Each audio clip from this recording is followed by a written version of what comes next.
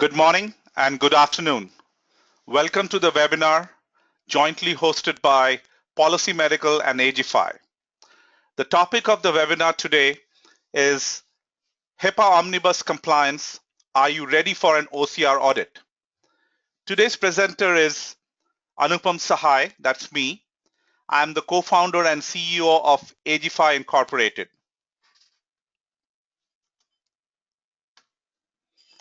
In terms of my background, so Aegify Incorporated is a cloud-based subscription solution to address any security risk and compliance management issues. And my background is that I've been in healthcare IT, cloud computing, security and compliance for 25 plus years, and have been involved in the design and implementation of the solution along with the go-to-market strategy. So that's my background. In terms of logistics today, as we go through the webinar, if you have any questions that you would like to ask, please type them in the questions area of GoToWebinar tool that you have, and we will pick it up near the end of the session. We will also send out a webinar recording within 2 business days to you, and so that you can review it. And if you want a copy of the slides, please let us know. We'll be happy to share that with you. So let's get started. So in terms of the topics that we will cover today, we will talk about HIPAA Omnibus, the summary of changes that it has brought about. HIPAA Omnibus was enacted in September 2013, and so we'll talk about that. And then we talk about HIPAA assessments and the best practices that are required, along with caveats that businesses need to be aware of as they're going through the assessment process. And all of this leads up to the need for being ready for an OCR audit. By the way, OCR stands for Office of Civil Rights, which is the enforcement agency of HHS, Health and Human Services. So OCR has been tasked with the responsibility to ensure that they do random audits and businesses are ready to respond to these audit requests. So we'll talk about the steps for preparing and being ready for that. And then we'll talk about Aegify, which is an automated tool for assessing and monitoring your HIPAA certification status, which allows you to provide proof in case OCR comes knocking, so that you're ready to provide the audit trail. And at the end, we'll do a Q&A section so that we can answer any questions that you have. So before we start this, let's do a quick survey. Alex, if you can run a quick survey to gauge the different levels of awareness, that will be great.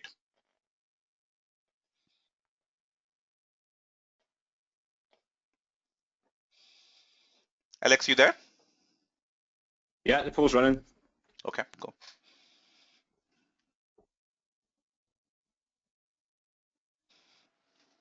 If you can take a few seconds to respond to the poll, that will be appreciated. We'll keep the poll open for a minute, and then we'll summarize the results. Okay, I'm closing the poll now. The results were 50% say yes and 50% say no. About HIPAA compliance, okay? Yeah. Is there a second question to the poll as well? Yeah. Second question polling now.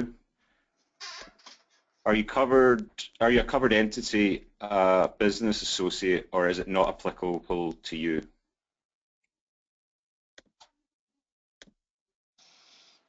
If you can take a few seconds to respond to the poll, that would be appreciated.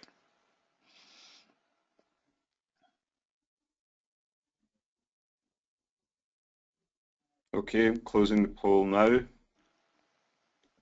And there's an even split again. 33% say not applicable, 33% say business associate, and 33% say covered entity. Okay, thank you, Alex. Yeah, so let's that's good to know that we have audience members that are equally divided between being a covered entity or a business associate, or they're not in either of the categories. So we'll talk about some of these definitions as we move forward as part of our presentation today. So let's do a brief recap of what has changed since HIPAA Omnibus came into effect in September 2013. And mind you, a lot of things have changed. So HIPAA Omnibus is really the culmination of multiple regulations that came before that. So HIPAA was enacted in 1996.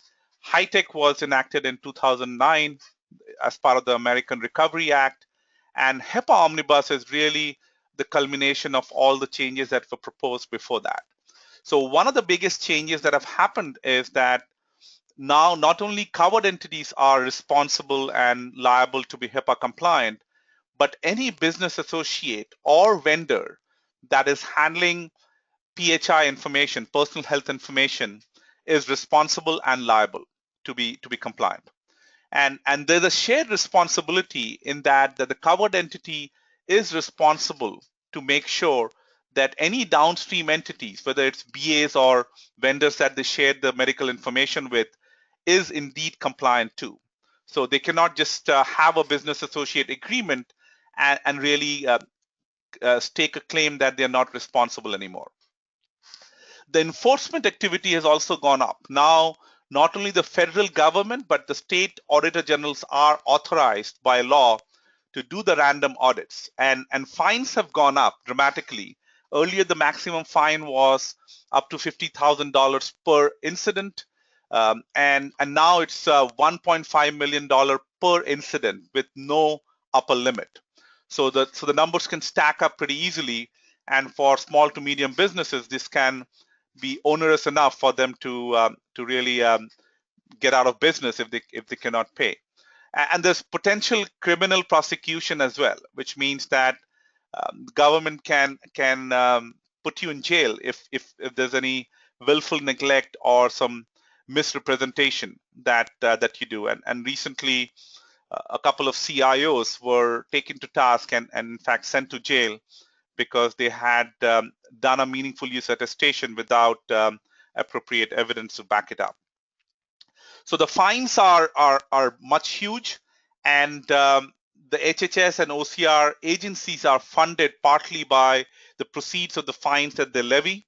And there's, of course, a whistleblower clause that incentivizes internal or external employees or observers to report any misrepresentation or misdemeanor to the government. So all of this is adding up to additional and more watertight enforcement.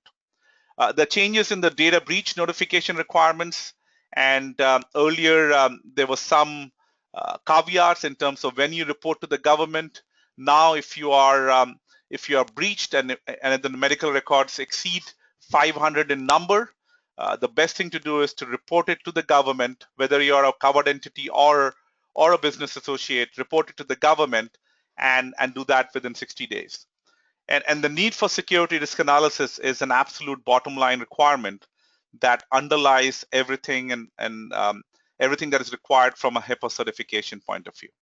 So these are big impactful items that have been put in place since September 2013, and it requires rethinking how covered entities and BAs have been looking at HIPAA certification.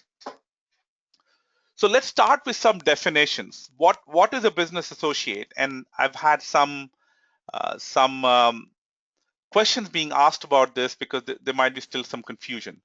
But the bottom line requirement as per the HIPAA Omnibus rule is that you are a business associate if you access patient health information, PHI information, whether in electronic form or in physical form. And if you are accessing the information coming from a covered entity or an upstream entity, as a business associate, you are required to protect and secure the information. So business associates have to be HIPAA certified, just like covered entities are required to be. And so a business associate could be a lawyer, it could be a EMR provider, it could be accountant, it could be a garbage disposal company that's responsible for PHI disposal. So anybody and everybody who touches PHI information is a BA, considered to be a BA. And there are about 1.2 million businesses in the US that are today construed to be a BA. So on an average, a covered entity might have anywhere between 10 to 200 or 500 BAs, depending on the size of the covered entity. So why should you care? I mentioned this earlier, that this is a huge problem. Breaches are very real. They're happening today, and they're growing by the day. And not only that, the audits by the government are also very real. And government has put together a program where they will randomly audit about 5% of businesses, just like in the case of IRS, where they randomly pick about 5% of the entities to do a random audit. And these businesses could be covered entities, they could be business associates, doesn't matter.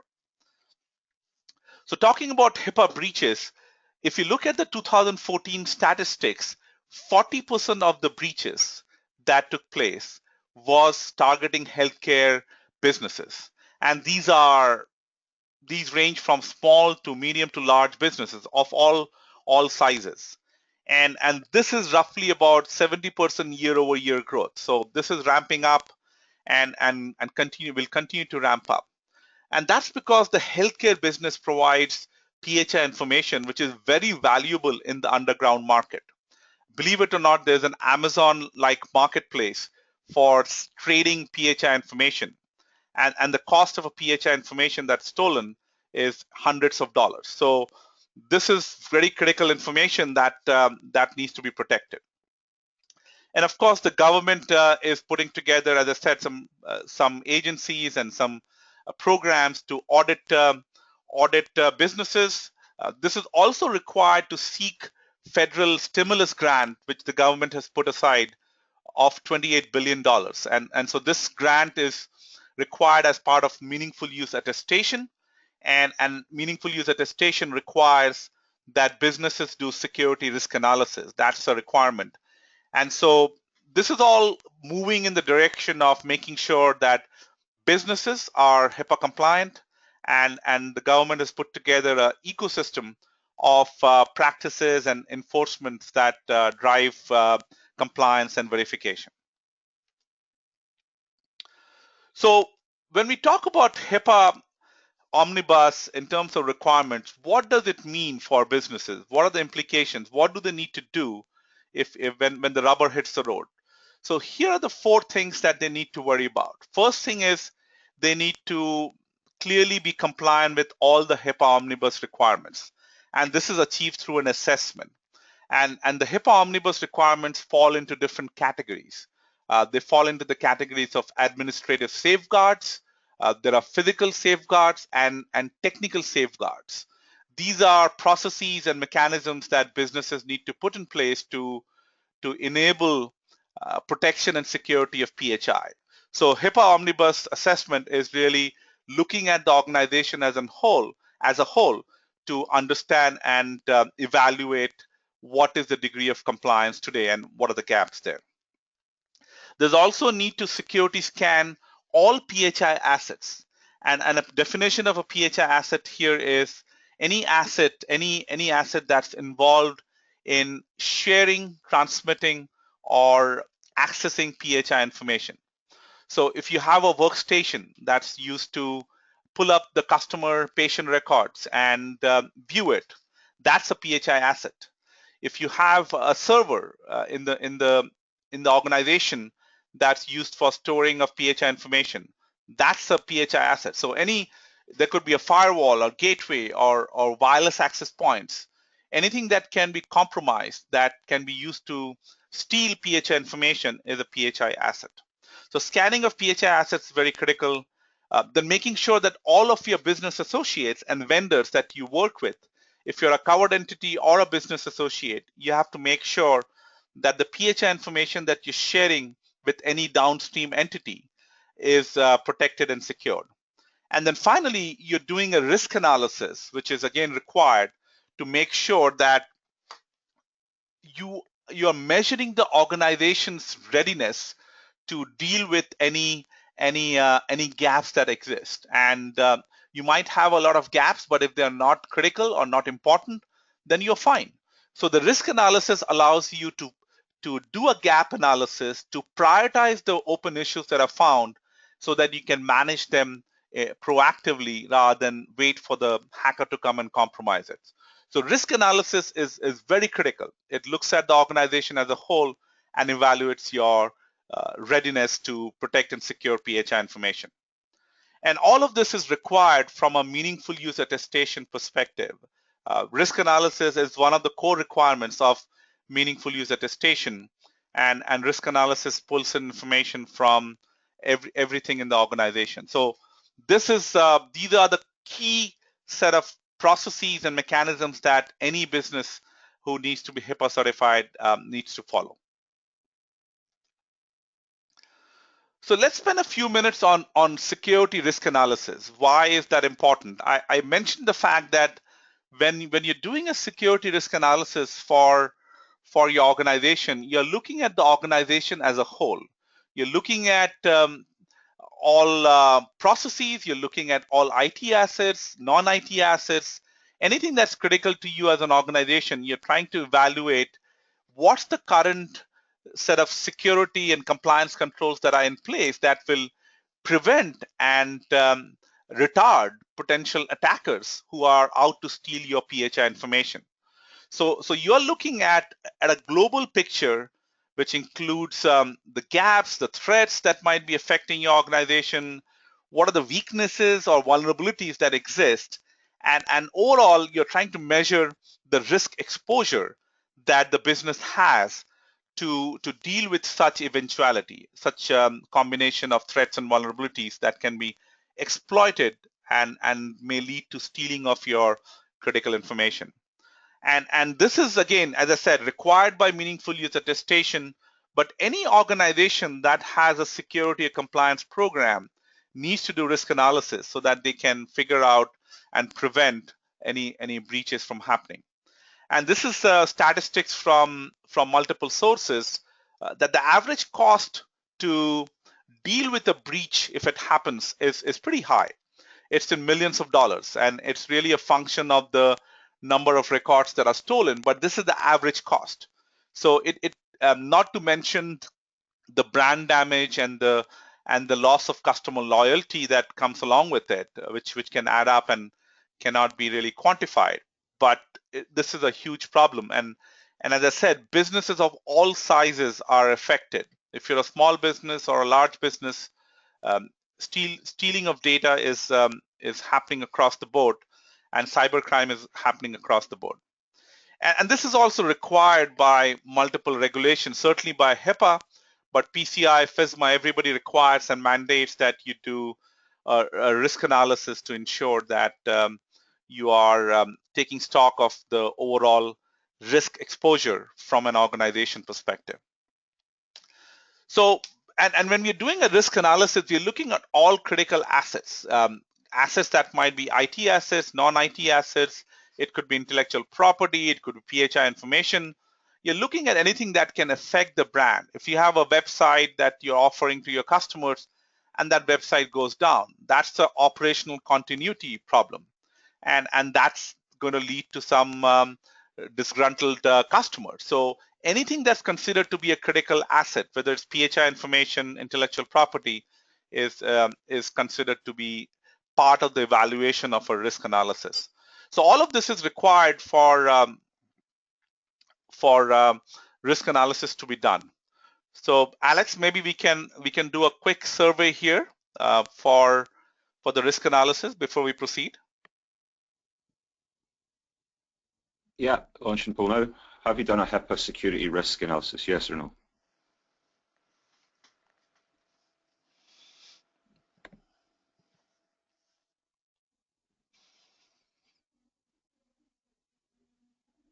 Okay, closing poll now.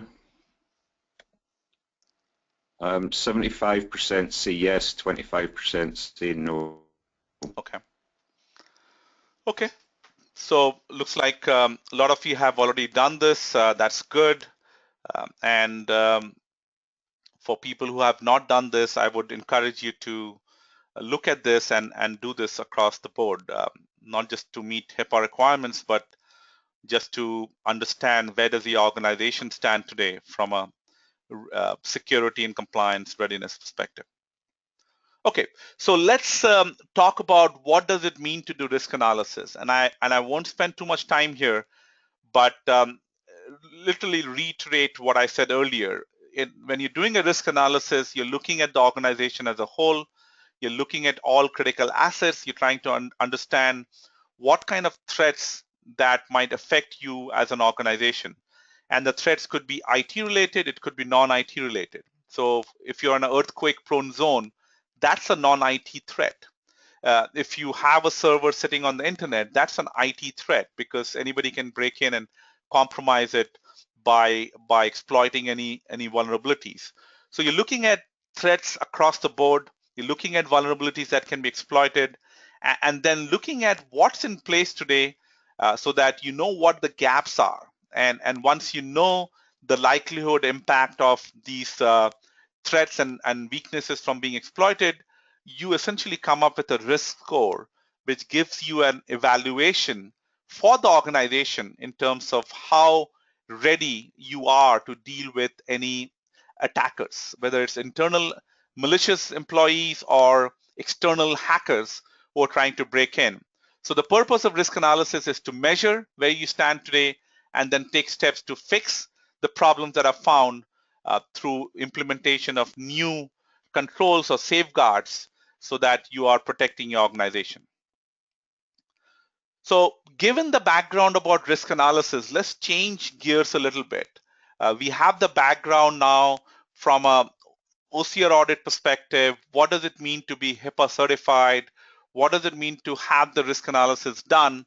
Let's talk about what is that OCR is looking for from an audit protocol perspective. When they audit an organization, they typically send out a letter saying that these are the things that we will audit.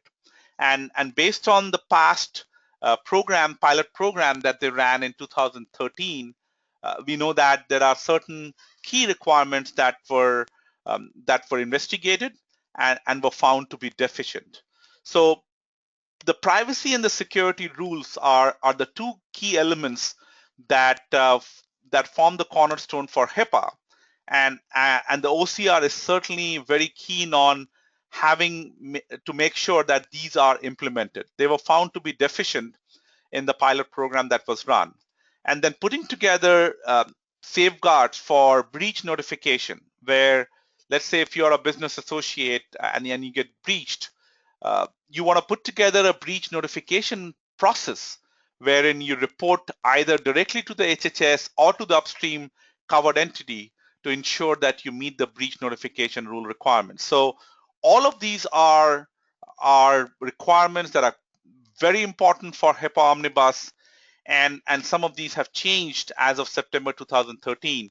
So it's important to have all of this ready as proof, as audit trail, to show or to respond to OCR audit requests. And then making sure the risk analysis is done is very key important as well. So as an organization, what can you do? If you take the HIPAA requirements and take the audit protocol requirements, what is required is that you put together a security and a compliance program around HIPAA. So the first step is to understand all the omnibus requirements that we talked about, put together a program, do a HIPAA self-assessment to understand what are the gaps that you have today, and if you have any PHI critical assets, any IT assets that have potential vulnerabilities or weaknesses that can be exploited, it's important to determine that and fix the problems that are found. And finally, do a security risk analysis and make sure that you're managing your business associates and vendors in a comprehensive manner proactively to make sure that they are compliant. So once you have these basic steps in place, then it's really a question of assessing where you stand today, making sure that you're staying on top of any gaps that are found, and implement any fixes that need to be done. And then once you do that, you have a proof of compliance or attestation of compliance that you can generate as a report to serve as proof and audit trail of all the activities that have been done. And then monitor continuously to make sure that you're taking care of any changes that happen either in the company or in the ecosystem to deal with any changes that happen. And this needs to be repeated every few weeks or 6 months or quarter, depending on how frequently things change. The need for continuous monitoring is really driven by the fact that the ecosystem is not static. And there are new threats, new vulnerabilities that are being discovered literally by the week. And so any security or compliance program requires you to continuously monitor your status as things change. And this could happen because there could be organization-related changes when new people, new processes are coming on board, or as I said, there could be new threats and vulnerabilities that are being discovered. So given that background in terms of what needs to be done, let me spend a few minutes talking about Aegify. And Aegify was designed from the ground up to deal with the HIPAA certification problem, and not only do that, do the one-time assessment, but also to deal with the continuous monitoring problem. So Aegify is a single application that you can subscribe to that takes care of all of your HIPAA certification assessment and remediation and monitoring requirements. It's got built-in support for HIPAA along with other regulations that you want to be compliant with. There's a built-in scanning tool. There's a risk assessment and management framework, and it comes pre-packaged with knowledge base and standards and policies and templates that you can use as an organization to either calibrate what you have in place or to put together a comprehensive security and compliance program. And the solution has won many awards. Recently, we got 5 out of 5-star rating from SC Magazine for innovation and the completeness of the solution. I won't go into this detail, but suffice it to say that there is a completely automated workflow that's enabled by the tool that allows you to assess your current status, fix the problems that are found, and then continuously monitor to make sure that you are staying on top of any changes that happen. And all the elements that I talked about, HIPAA assessment, security scanning, risk assessment, business associate and vendor management, all of that is part of the automation that is provided by the tool. And as you're going through the process, you will have access to a real-time dashboard. You'll be able to generate reports that allows you to look at it in a complete single pane view. There's a complete risk automation capability in the tool. So it simplifies and crashes the time required for you as an organization to do the risk assessment. The tool will automatically scan the network, detect all the assets, and pre-populate all the answers to the extent possible so that you can finish the risk analysis results very quickly and go about fixing any open issues that are found. I want to give you some screenshots for the tool so that you get a flavor of what the tool does. We don't have time to do a demo, but we'll give a quick walkthrough. So the tool will give you your real-time view of your HIPAA compliance status, your security status, and your risk status. So you've got the tool automatically goes out and tells you, evaluates your current organization's posture, tells you what your current risk level is, what's your security level, etc. And then you can work with the tool through the wizard to fix all the open issues that are found to make sure that you're compliant. So right now you see a picture here that the number of open issues that have been found. And by the way, if you want to download a free community edition, you can download it from this URL that is shown here. As a compliance officer, as a chief security officer, you will also have a dashboard that gives you a 360-degree view of all of your business units or locations. So if you are a medium to large size business that has multiple locations, you're able to look at all the locations through a single dashboard, and then you can drill down and get to operational views for any detailed follow-up action. There are built-in policy documents that are available and pre-packaged with the tool. You can adopt it as it is, or replace it with what you're using today, and you're able to customize it to your needs as well. There's a knowledge base that's built into the tool, and the purpose of the knowledge base is to help you understand the requirements coming from HIPAA in this case. So there are citation guidance, there's best practices from the industry, the built-in policy documents that you have included, and the idea here is to ensure that you are able to have all the information about best practices so that as you're going through the assessment process, you can make the best decisions for your organization. There's also a built-in problem resolution, which means that it tells you what others are doing so that you can learn from the best in the industry and follow the guidelines. Now, from the operational side, whether you're an IT manager or a project manager, you'll have detailed operational views about all the vulnerabilities that are found. You can prioritize them. You can do trend analysis to see how things are changing with time. So there are multiple views, and then also you have access to patches and configuration issues that are scanned and determined by the scanner so that you're able to look at them and fix the open issues that are found. So all of this is done automatically by the system. And once the system does the automatic discovery, it will tell you what the open issues are. You can generate reports like this that are shown here. And you can generate reports that show you what are the open gaps that are found. So in this case, for all these citations, these were found to be non-compliant. So we'll tell you the gaps that exist. And for the gaps that were found, we will also tell you how to fix the problems that were discovered. So again, it's a complete end-to-end solution where you start with an assessment, you fix the problems that are found, and then continuously monitor the status changes as you go through the cycle. So I know I went through a lot of material very quickly, but what I want to say in closing is that HIPAA certification and automation is a huge challenge, and Aegify has put together a solution that should meet and exceed the requirements from the HHS OCR perspective. And by following the guidelines that are provided, you will be able to meet all the requirements, automate the entire process, and thereby crash the resource and time requirements for becoming HIPAA compliant and maintaining it. And this is important because HIPAA enforcements are rising.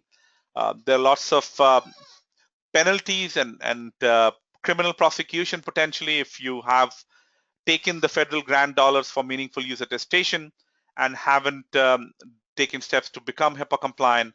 That's a problem.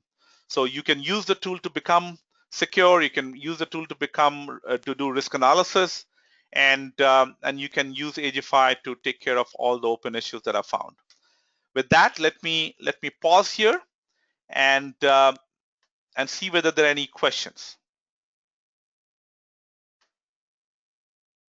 Please type in your questions in the Q&A section of the webinar so that we can pick it up and answer any questions that you have.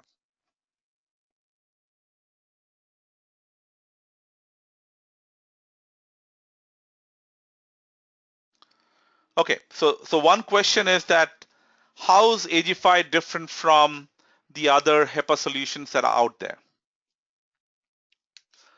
So one other way to think about Aegify is that we've taken the different disjointed applications that are out there. Today you'll have different applications for just doing HIPAA assessment. You'll find a different application for doing security scanning, and yet another application for doing risk analysis. Aegify brings it all together in one single integrated view. So we have one application that does it all. And so from a deployment perspective, from a cost of ownership perspective, we are much more cost effective, we are much more easier to manage, and requires less resources to manage your HIPAA certification and monitor it. That's one big differentiator that we have vis-a-vis other solutions that are out there. Please type in your questions in the Q&A section so that we can answer it.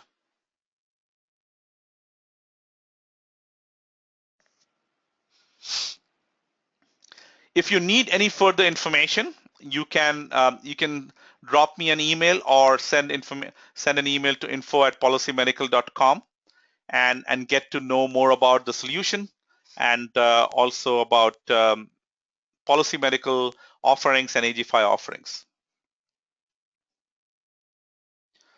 Okay.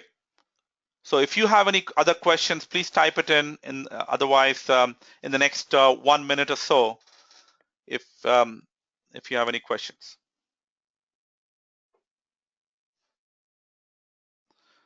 Okay, so we can take one more question. What's the relationship between PolicyMedical and Aegify? So PolicyMedical and Aegify announced a partnership in April where we have an integrated solution that includes the policy management and procedure management components from PolicyMedical, and Aegify provides the security, risk, and compliance management. So for customers of Aegify and PolicyMedical, they can now enjoy the benefits of the integration, where they can have one solution for taking care of not only just their policy and procedure management and contract management capabilities, but also security, risk, and compliance management capabilities.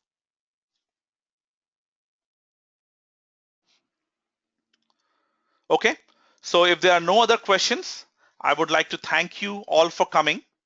Appreciate your time, and we look forward to your feedback.